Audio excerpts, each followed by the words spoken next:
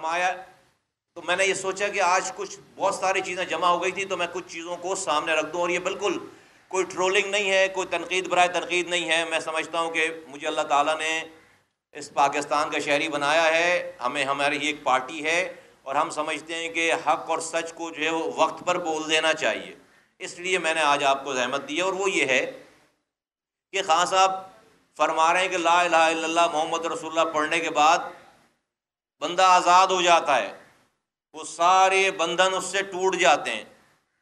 میں قوم کو بتا رہے ہیں لا الہ الا اللہ محمد رسول اللہ پڑھنے کے بعد آزاد ہو، میں بہت دنوں سے سوچ رہا ہوں کہ بھائی اس کو میں کیسے ہضم کروں، کیا کروں، میرے سمجھ میں نہیں آتی یہ بات۔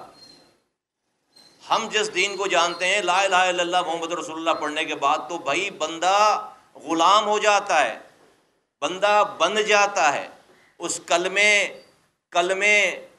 کی تعلیمات، لا الہ الا اللہ محمد رسول اللہ، اللہ ایک ہے، واحد ہے، حضور صلی اللہ علیہ وآلہ وسلم اس کے رسول ہیں، تو اللہ کی تعلیمات اور حضور کی تربیت، ان دونوں چیزوں میں بندہ بن جاتا ہے۔ اور اللہ تعالیٰ نے اسی قرآن میں لا الہ الا اللہ محمد رسول اللہ والے قرآن میں اللہ تعالیٰ نے انسانوں کا مقصد بتایا۔ میں اپنی بات کو ایکسپلین کرنے کے لیے کہہ رہا ہوں۔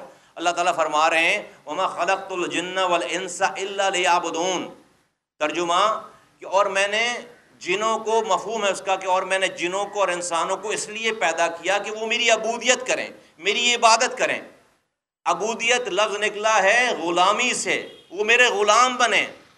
خان صاحب کہہ رہے ہیں آزاد ہو جائیں، رب کہہ رہا ہے میرے غلام بنو، کہ رب نے، اور اس کا مقصد یہ کہ جو آپ کی باؤنڈریز بنا دی ہیں، حدود طے کر دی ہے، اس حدود سے باہر نہ جاؤ۔ سیاست دان کا حدود ہیں، بزنس مین کے اللہ نے حدود طے کر دیے، ایک باپ کے حدود کو طے کر دیا، ایک ماں کے حدود کو طے کر دیا، ایک شوہر کے حدود کو طے کر دیا، ایک بیوی کے حدود کو، پڑوسی کے حدود کو، کاروبار کرنے والے کے حدود کو، مولوی کے حدود کو، بچوں کے حدود کو، ٹیچر کے حدود کو، ڈاکٹرز کے حدود کو، تمام حدود اللہ تعالیٰ نے باؤنڈریز طے کر دی۔ اور اللہ نے کہا کہ بھائی میری بس جو میں نے باؤنڈری طے کر دی ہے تم اس کی غلامی کرو۔ غلام نوکر سے بدتر ہوتا ہے، نوکر سے کم درجہ ہوتا ہے۔ نوکر کی ایک ٹائمنگ ہوتی ہے کہ 9 to 5 جاب کر کے وہ چلا جاتا ہے، پھر وہ آزاد ہے۔ رب کہہ رہا ہے میں نے جنوں کو اور انسانوں کو پیدا ہی اسی لیے کیا کہ وہ میری غلامی کریں، میری عبادت کریں، میری غلامی میں آئیں، کہ دیٹ مینس کہ میرے بتائے ہوئے پیرامیٹرز کو نہ کراس کریں۔ رب نہیں کہہ رہا کہ لا الہ الا اللہ محمد رسول اللہ پڑھ کر آپ جو ہے وہ رانا ثناء اللہ کی گاڑی میں ہیروئن جھوٹا ڈال دو، جھوٹے ہیروئن کا مقدمہ بنا دو۔ رب نہیں کہہ رہا یہ، رب یہ نہیں کہہ رہا لا الہ الا اللہ محمد رسول اللہ پڑھو آزاد ہو، اس کے بعد نیب کے 2 نمبر چیئرمین کو اس کی ویڈیو دکھا کر 4 سالوں تک اس سے جھوٹے مقدمات بناؤ۔ رب یہ کہہ رہا ہے لا الہ الا اللہ محمد رسول اللہ کا یہ مطلب ہے؟ رب یہ نہیں کہہ رہا۔ میں دیکھ رہا ہوں اب یہ عرصہ ہو گیا، میں کسی پولیٹیکل پارٹی کا سپورٹر یا وہ نہیں، میں اپنے کاز کا سپورٹر ہوں، لیکن پاکستانی ہوں۔ کئی ماہ سے نواز شریف کے گھر کے باہر لوگ کھڑے ہیں، گالیاں بکتے ہیں عمران خان کے چاہنے والے، ان کے ہر فیملی ممبر کو۔ ابھی یہ مریم یہ اورنگزیب گئیں، اس کا واقعہ آپ کے سامنے ہے۔ میں یہ سوچتا ہوں یہ ان لوگوں کے اس لیڈر کے فالوور ہیں جس کا جو لیڈر ریاست مدینہ بنانے کا خواب دکھا رہا ہے، بتا رہا ہے کہ وہ ریاست مدینہ کا اس دور کے ریاست مدینہ کا بانی ہے۔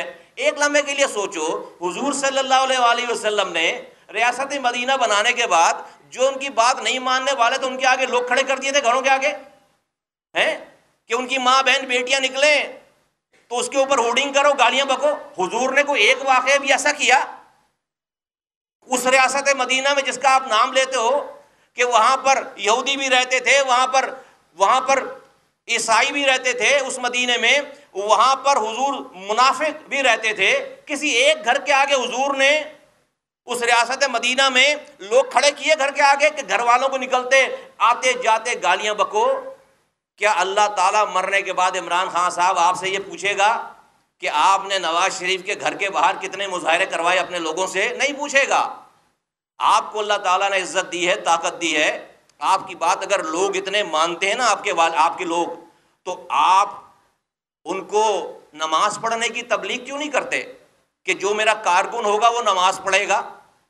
یہ ضرور پوچھا جائے گا آپ سے، آپ صاحب حیثیت ہیں کہ آپ کی بات اتنے ماننے والے تھے کہ مہینوں سے نواز شریف کے گھر کے آگے سے نہیں ہٹ رہے، تو آپ یہ تو نہیں پوچھے گا رب مرنے کے بعد کہ ہاں بھائی نواز شریف کے گھر کے آگے مظاہرہ کروایا تھا نہیں کروایا تھا، لیکن یہ ضرور پوچھے گا کہ تو نے اپنے کارکنوں کو جو تیری اتنی بات مانتے تھے، تو نے 5 وقت اللہ بلاتا تھا حی علی الصلاح حی علی الفلاح کر کے، تو نے اپنے کارکنوں کو اللہ کے آگے جھکنے کی بات کی، یہ ضرور پوچھا جائے گا۔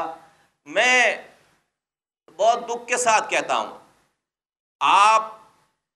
آپ جس لا الہ الا اللہ محمد رسول اللہ کا ذکر کر رہے ہیں، اس اللہ نے اپنی کتاب میں کہا کہ جھوٹ بولنے والے پر اللہ کی لعنت، لعنت للہ علی الکاذبین، اور اللہ کے رسول نے کہا، ان کی حدیث ہے جس کا مفہوم یہ ہے کہ کچھ صحابی، کسی نے پوچھا ان سے، میں مفہوم عرض کر رہا ہوں، کچھ گناہوں کا ذکر کیا کہ مسلمان دھوکہ دے سکتا ہے، حضور نے کہا دے سکتا ہے، مسلمان خیانت کر سکتا ہے، مفہوم ہے کر سکتا ہے، اور اس طرح کے اور گناہ بتائے، تو حضور صلی اللہ علیہ وسلم نے کہا مسلمان یہ کر سکتا ہے، لیکن پھر یہ پوچھا گیا کہ کیا مسلمان جھوٹ بول سکتا ہے؟ اللہ کے رسول صلی اللہ علیہ وآلہ وسلم نے کہا نہیں، مسلمان جھوٹ نہیں بول سکتا۔ تو اللہ کہہ رہا ہے کہ لعنت للہ علی الکاذبین، اللہ کا رسول کہہ رہا ہے کہ مسلمان جھوٹ نہیں بول سکتا۔ یار آپ صبح دوپہر شام اور اس کے بیچ میں بھی جو ٹائم آتا ہے، اس سارے ٹائم میں جھوٹ بول رہے ہو یار آپ، اور کہہ رہے ہو لا الہ الا اللہ محمد رسول اللہ پڑھ کر ہم آزاد ہیں، ہم کسی کے انڈر میں نہیں آتے۔ آپ نے کہا آپ سارے وزیر اعظم ہاؤس کو، گورنر ہاؤس کو یونیورسٹی بنائیں گے، نہیں بنایا، جھوٹ بولا۔ آپ نے کہا آپ IMF کے پاس نہیں جائیں گے، جانا پڑے تو خودکشی کر لیں گے، گئے، جھوٹ بولا۔ آپ نے کہا کہ 90 دن میں کرپشن ختم کر دیں گے، نہیں کیا، جھوٹ بولا۔ آپ نے کہا کہ ملک میں 50 لاکھ گھر بنائیں گے، نہیں بنایا، جھوٹ بولا۔ آپ نے کہا کہ 1 کروڑ نوکری دیں گے، نہیں دی، جھوٹ بولا۔ آپ نے کہا سائفر بھیج کر مجھے نکالا گیا ہے امریکہ سے، اب بول رہے ہیں کہ اس کے معاملے کو میں پیچھے چھوڑنا چاہتا ہوں، آڈیو آ گئی کہ اس سے کھیلنا ہے، جھوٹ بولا آپ نے۔ آپ آج بھی بیٹھ کر جھوٹ بول رہے ہیں، آپ آج بھی بیٹھ کر جھوٹ بول رہے ہیں۔ آپ اداروں کے لوگوں کا نام لے کر، ادارے پہ نام لے کر آپ جھوٹ بہتان تراشی کر رہے ہیں۔ خدا کو مانے، انٹرنیشنل چینلز پہ بیٹھ کر کہہ رہے ہیں کہ مجھے میرے ملک کی ایجنسیاں جو ہیں وہ ایلیمنیٹ کرنا چاہتی ہیں۔ فور گاڈ's سیک، آپ سے بڑا دشمن خان صاحب کوئی ہو ہی نہیں سکتا۔ ایک لمحے کے لیے سوچیں، جو پاکستان کے سارے دشمن ہیں دنیا بھر میں، ان کو تو جیک پاٹ ہٹ ہو گیا کہ ملک کا سابق وزیر اعظم، اور وہ بقول اس کے وہ پاپولر بھی ہے، وہ ملک کی ISI کے اوپر اور اس کے جرنیل کے اوپر اور اس کے اسپیسیفک جنرل فیصل نصیر کا نام لے کر کہہ رہے ہیں کہ یہ مجھے قتل کروا رہے تھے، ملک کا وزیر اعظم مجھے قتل کروا رہا تھا، ملک کا وزیر داخلہ مجھے قتل کروا رہا تھا۔ تو جو اس ملک کے دشمن ہیں دنیا بھر میں، ان کو تو جیک پاٹ ہٹ ہو گیا۔ اب ان کو یہ پتا ہے کہ اگر آپ کسی کے بھی ہاتھوں قتل ہو گئے تو آپ نے تو پہلے کہہ دیا ہے کہ قتل کون کروائے گا، تو ایک تیر میں پتہ نہیں 2 نہیں 2000 شکار ہو جائیں گے۔ دنیا کی ساری، آپ سے بڑا آپ کا دشمن کوئی نہیں ہے، میں گارنٹیڈ کہتا ہوں کہ دنیا کی ساری پاکستان دشمن قوتیں اب آپ کو مارنے پہ لگ گئی ہوں گی، کیونکہ آپ کے مرنے پہ ان کو پتا ہے کہ کسی اور پر بلیم نہیں آئے گا، پاکستان کی ایجنسیوں پہ بلیم آئے گا، پاکستان کے جرنیلوں پہ بلیم آئے گا، پاکستان کے وزیر اعظم پہ بلیم آئے گا، اور پاکستان اندر سے تباہ، اور آپ بقول آپ کے آپ پاپولر بھی ہیں تو پاکستان تباہ برباد ہو جائے گا۔ کون لوگ ہو آپ؟ کیا کرنا چاہ رہے ہو یار آپ؟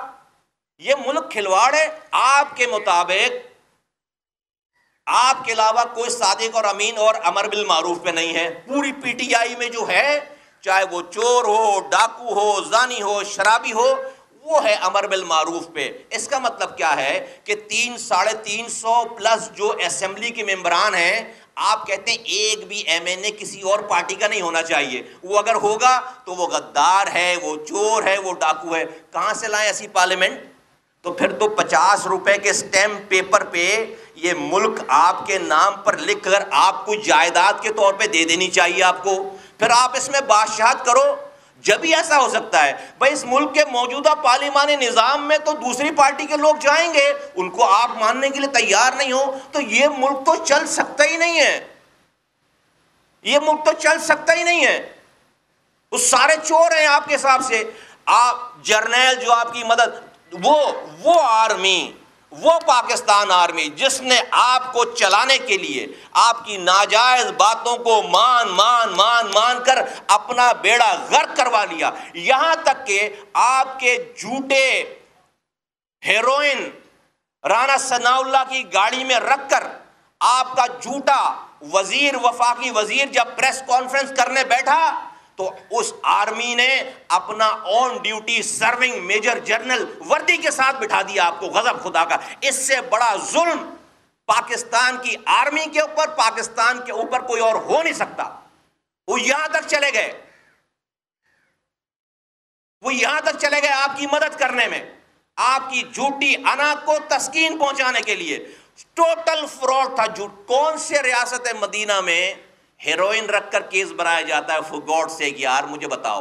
آپ یار روزانہ تبلیغ کرتے ہو آ کے ٹی وی پہ، روزانہ آپ کا فتویٰ سنیں ہم، روزانہ آپ آ کر آپ ہمیں جو ہے وہ بھاشن دے رہے ہو۔ مطلب یہ ملک جو ہے وہ، بھائی میں 10,000 دفعہ چاہتا ہوں کہ یار بھائی ہمارے پاس یہاں پر پیپلز پارٹی ظلم کر رہی ہے، مجھے بھی آپشن چاہیے، میں آپ کو ایز این آپشن کیسے چوز کروں؟ آپ اسی پیپلز پارٹی کا جس کو آپ چور کہتے ہیں، جب آپ کو اس سے سینٹ کے الیکشن کے لیے سینیٹر درکار ہوں اپنے چیئرمین کو منتخب کرانے کے لیے، اسی پیپلز پارٹی سے آپ ووٹ لے لیتے ہو۔ اسی پیپلز پارٹی کو آپ نے 4 سالوں تک چھوڑ دیا، پھر آپ کہتے ہیں کہ اب آئیں گے تو کرپشن ختم کرائیں گے۔ آپ کے